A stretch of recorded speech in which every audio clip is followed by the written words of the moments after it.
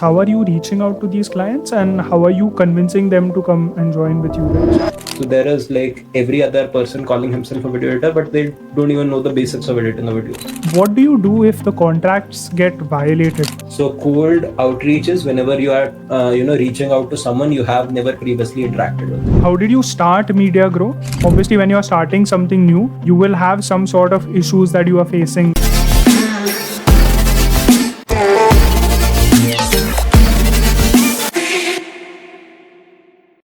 What do you do if the contracts get violated? Like, say, suppose a client has promised that he will give you 6 videos and he is not able to give a certain amount of videos or something like that. And he is now asking for money back or something like that. How do you handle that? Just curious to understand. So we do have systems in place for that. Before starting to work with a client, we sign an NDA, a non-disclosure agreement. Hmm. In that agreement, we have everything written down in legal jargon that if this happens, what will be how will we proceed? So if the client fails to deliver this, how will we proceed if this happens? So usually it is like inside the lines, it's written that if the client fails to do so, there will be no refund from our side. That is the uh, you know Hmm. summary of the whole agreement. Yeah. But like that always does not work out in the practical life. You have clients which are very adamant on getting a refund. You have all types of people. So it's mostly कि हमारे पे आ जाती है बात, how we have to deal with that. So Hmm. mostly it's like if there is an adamant client, he wants a refund. Although we can say to him कि हमारे contract में था, will not give you a refund, but will still you know give his money back, like if he Hmm. is not interested at all, if he is not satisfied at all, because at the end of the day we also want our clients to be satisfied. That Yeah. is the top priority. So Yeah. that is how mostly we handle it abhi tak to, but I'm very grateful ki we have not experienced such a situation. So yeah, that's good. Yeah. So how did you start MediaGroww and what was your initial challenges with MediaGroww and how did you overcome them? Because like obviously when you're starting something new, you will have some sort of issues that you are facing because you are just going into that industry very new with some prior experience in a different industry that you are trying to use here. So what were the challenges that you faced with MediaGroww and how did you overcome them? So before starting MediaGrow, I used to work as a freelance video editor. So I knew the challenges on that part. I knew what Hmm. things you need, whatever you require, that goes into editing a video. So I was aware of all of those challenges, but then there are, a whole new different set of challenges that comes into the picture when you are moving on to an agency model. So we did not know how, like, first of all, we didn't even know that a contract or an NDA existed.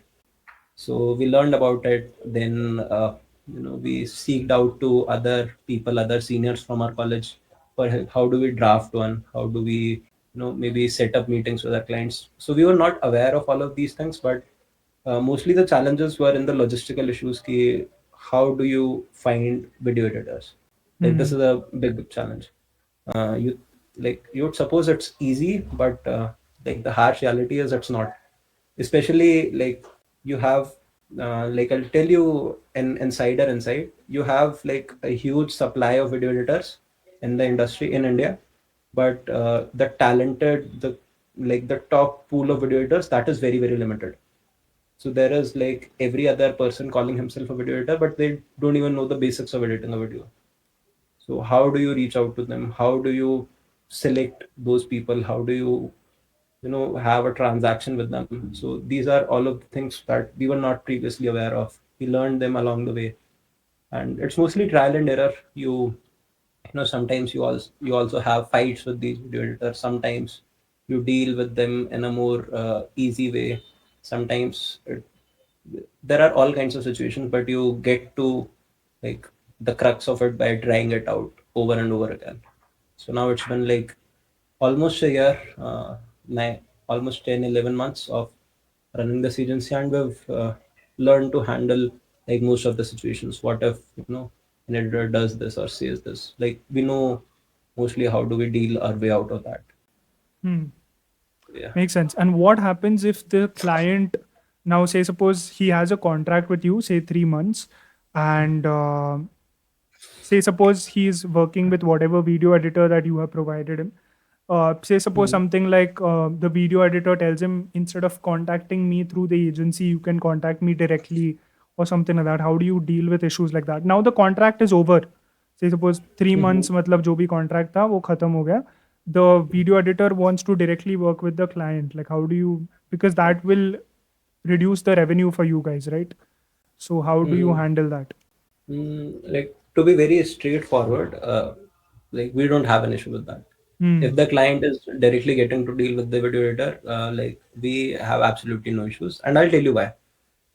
The thing is, most of the times clients, they are aware of which editor is editing this video, or who is doing this thing.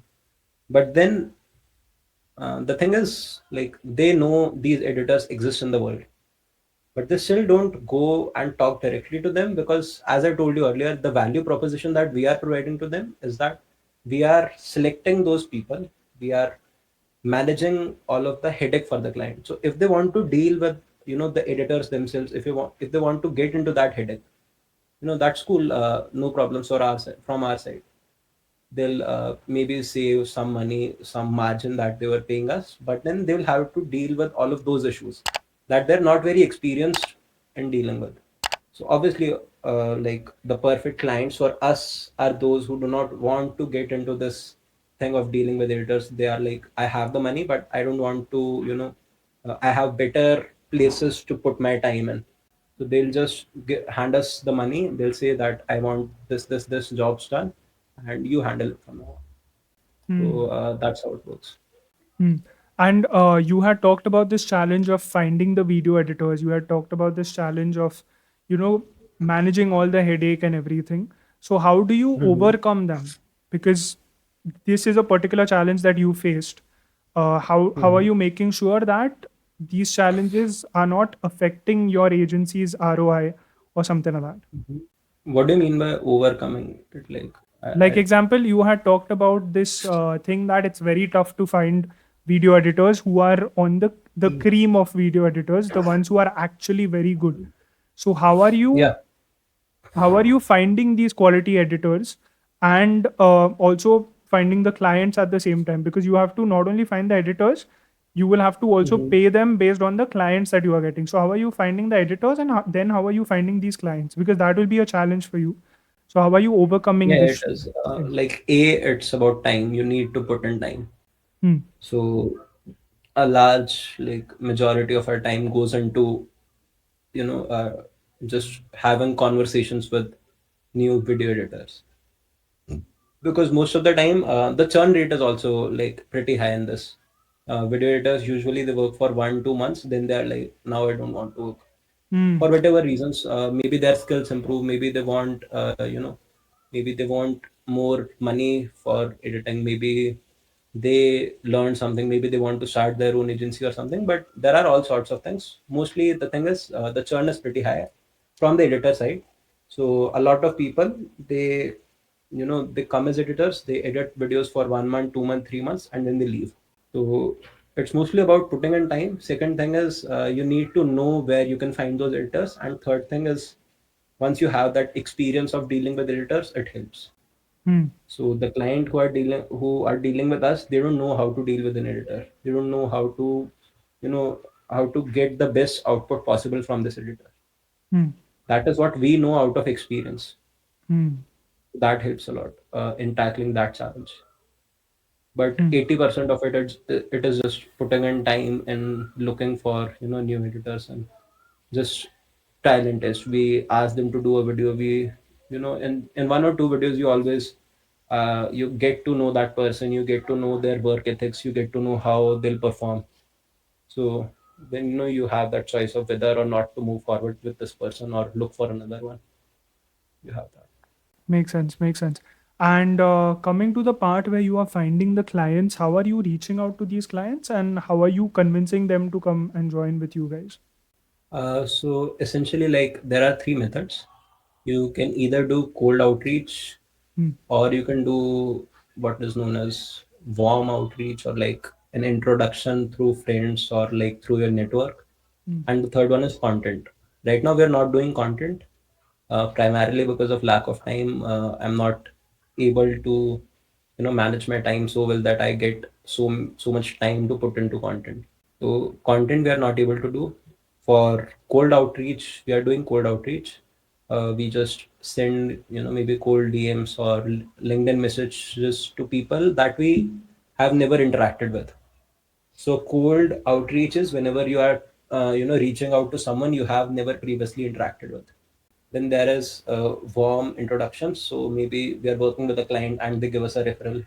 That is the second way. Then there is like a fourth way also, that is ads. So it works for most people. We have never tried it and like अभी तक तो जरूरत भी नहीं पड़ी है to do ads. Plus the thing is, even if you have to do ads, it requires a lot of capital. Hmm. Like if you want to run targeted ads in let's say US or France or like the or like those foreign nations, you need to have like a capital of 3 lakhs, 5 lakhs, 10 lakhs to put into ads. So that's when you'll get an ROI which is feasible for you to run ads. So we are not getting into that yet, but yeah, mostly cold outreach is how we are getting most of our clients right now. Understood, understood. Since I am in business development and I also am in some part of sales, I'm also doing outreach and all of that. I can understand what you are saying, but for the people who don't understand, you are actually reaching out to clients by cold calling them. You will probably take Mhm. their numbers through Zoom Info or Lucia or Apollo. Am I right? Mostly it is that we go like there are ways of sourcing emails or contact details of the person or the lead you want to get in touch with. Hmm. uh, a great way that works for us is we go to YouTube, we search for something, maybe a niche, maybe let's say tech or a finance or something, and then we sort it by recently uploaded. So we see all of the people who have uploaded videos recently in a niche. Then we go to their channels, we analyze their channels and just thoda upar upar se if they are doing things right, if they need some help, and just by the look of it, is is this person a potential client for us who can pay this much amount for the services that we'll offer him. So looking at all of these factors, we like source information from there also. Hmm, understood. When you are trying to get their numbers or something, are you doing number outreach? Like, are you trying to cold No, call no, them? we do emails. We do emails. Okay, emails mostly and LinkedIn. Yeah. Understood, So for understood. both of those, we don't need the numbers or something. Hmm. So Hmm. Yeah, I asked because I'm working in sales, so we would use usually we would use all these softwares like Apollo, Zoom Info, Lucia. Then there would be Outreach that we would use for calling, LinkedIn Sales Navigator to connect with these people to do some research and all of that. So yeah, I thought it would be something similar, but obviously, like, my company is a pretty big company and they have their subscriptions and everything, so that's why they have mhm. access to all of this. So yeah, thanks for sharing that out. So now coming to Fastcut, since Mhm. MediaGrow is something that you guys are working on, since you explained MediaGrow, I want to now move to Fastcut, because Mhm. as far as I've understood, I'll explain my understanding first, and then you can थोड़ा सा मतलब simplify it or you can add something to it. Because Absolutely. मैंने जो whatever material that I had seen based on your profile and everything, based on that I have framed a logic of my own and I will tell you what I've understood, and then you can add some things to it, add some value props, add some extra things that people can do using Fastcut.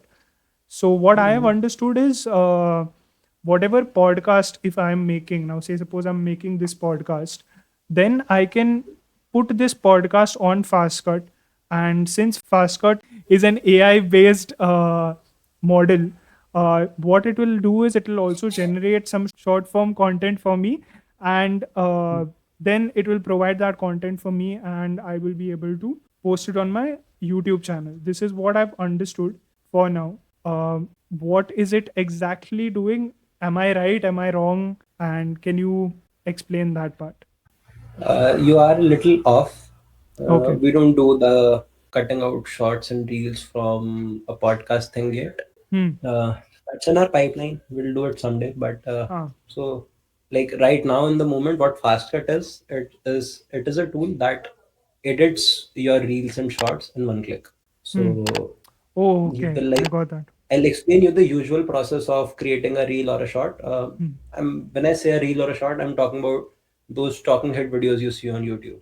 Hmm. So there is a person who's sitting, he's saying some things, and some elements come in the frame, some picture has come, some b-roll has come, there are transitions, there are captions, and all of those things. So you can just upload, let's say a vertical format 1 minute video on Faster, in which you are just maybe you are using the front camera of your phone to record a video, and you've uploaded that to Faster. Now what we will do is we will transcribe the whole video. We'll get the context of the video, what you are trying to say. We will add those animated captions and those elements, emojis, those b-rolls, cuts and transitions and all, to make it more engaging. Hmm. So the thing that you would have to previously maybe do on Premiere Pro yourself by putting in 2-3 hours, that is now done in a click. Obviously, it's not perfect, like 100%. It might miss some things. If you want to change some things, you can always edit that. But in a sentence, that is what we do. We plan on integrating the thing that you talked about, that you can maybe give us your whole long form video, and out of that long form video, we cut out some 4 or 5 or let's say 20-30 shots, and then we edit those shots and we give those shots back to you. We Hmm. plan on to do that, but as of today we are not doing that. So it will be a SaaS model again. Yeah, so it is a SaaS model right now. Our subscriptions start from $12 a month Hmm. for the creator plan. We also have a free plan, that is if you want to test out how it looks like. But obviously there is watermark on the free plan. If you want to like use it more professionally, like, without the watermark and full quality exports and all of those features, then our subscription starts from $12 a month. Okay, so if there is a free plan, like the free plan, so I can probably post my videos, whatever in the future. I'm saying, I would be able Mhm. to post my videos and get a free reel for myself. मतलब जो भी 5-6 Mhm. videos है, but it will come with the Mhm. watermark. Yeah. Okay, but it's unlimited. Thing my No, point. no, there are limits on that depending on which plan you choose. So Hmm. in the free plan, you get 5 videos a month. In the let's say creator plan, you get 20 videos a month. In the pro plan, you get 100 videos a month. Hmm. Understood. Yeah, this is what I wanted to make sure that I get it right.